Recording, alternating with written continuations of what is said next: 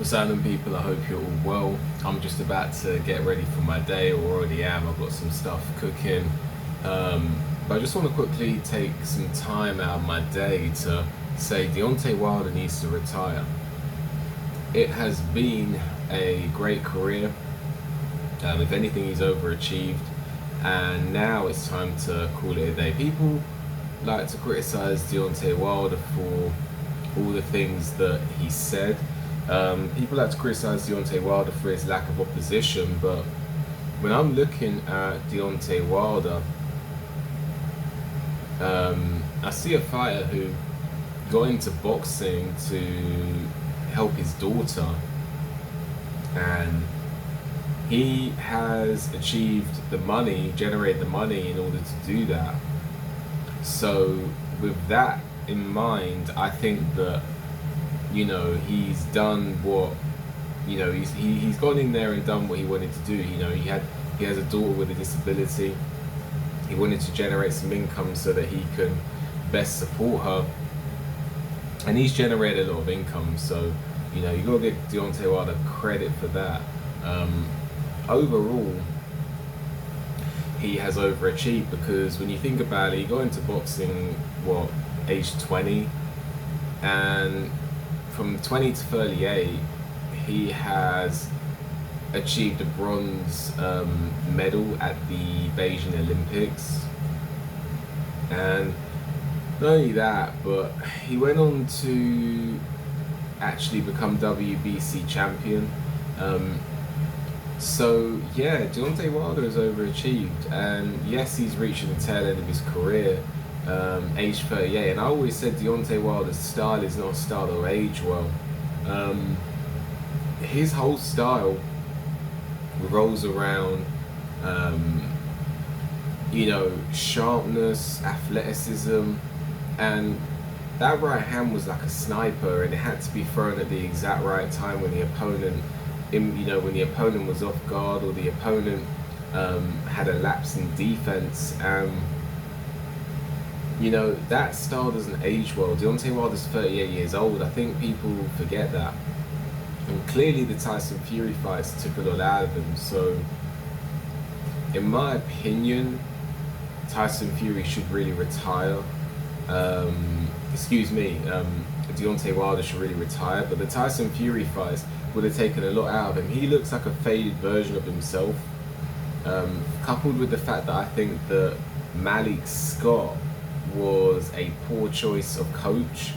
Maybe Malik Scott will go on to become an extremely good coach, but Malik Scott as a coach, as a fighter, he never had the most heart. And as well as not having the most heart, his style was really, it was a skillful style. Malik Scott had a skillful style, but at the same time, it was a bit of a running style as well. And sometimes trainers who were not the best fighters go on to be amazing trainers, and sometimes fighters who were amazing fighters don't go on to be amazing trainers. But it also stands to be true that sometimes fighters who turn into trainers try and turn their fighters into another version of them. And when I see Deontay Wilder now, I see Malik Scott in some ways in the fighting style, and I don't think that's a good choice. It almost looks like Malik Scott's turned Wilder into Malik Scott, and it doesn't look good. And also, energy affects energy, and Malik Scott was always a scared type of individual. Deontay Wilder's been spending a lot of time around Malik Scott, and now in the ring he looks like a scared individual, or at least more scared than he used to be. So I think Malik Scott was a poor choice of trainer, but either way, I think the Deontay Wilder fights took a lot out of Deontay. I think the Tyson Fury fights took a lot out of Deontay Wilder, and excuse me, I'm very tired. It's just turned 6 in the morning.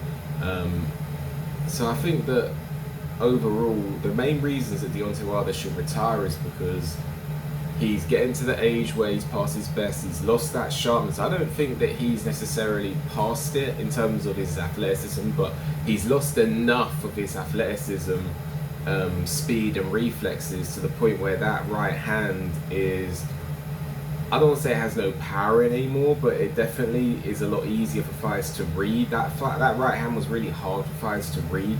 Now I think fighters are reading that right hand.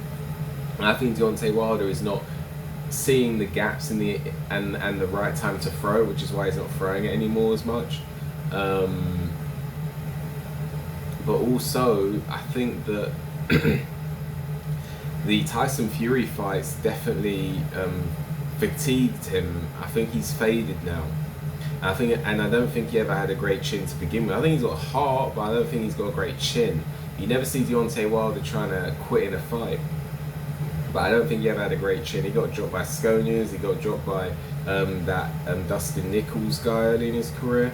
He got stopped by Romanov in the amateurs, hurt by Luis Ortiz, hurt by Eric Molina, hurt multiple times and dropped by Tyson Fury, dropped and knocked out by Zhang. And there's no shame in any of this, but I don't think he ever had a great chin, and now he's going to be more hittable than ever, and he's less dangerous than ever. Now he hasn't got that right hand, his right hand's not the same as it used to be.